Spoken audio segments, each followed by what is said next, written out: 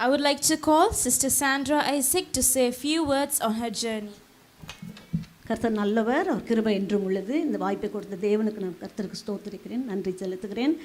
இன்றைக்கு எனக்கு மிகுந்த சந்தோஷம் என்னென்னா, என் சபையின் போதகர் என்னோட ஷெப்பர்டும் இங்கே இருக்காங்க.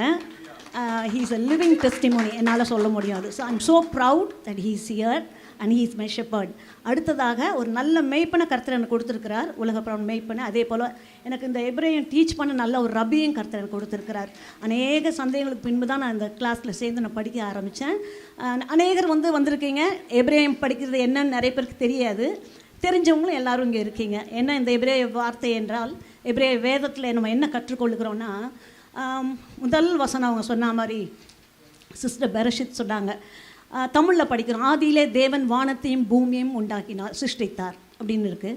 இன் the beginning God created the heavens and the earth.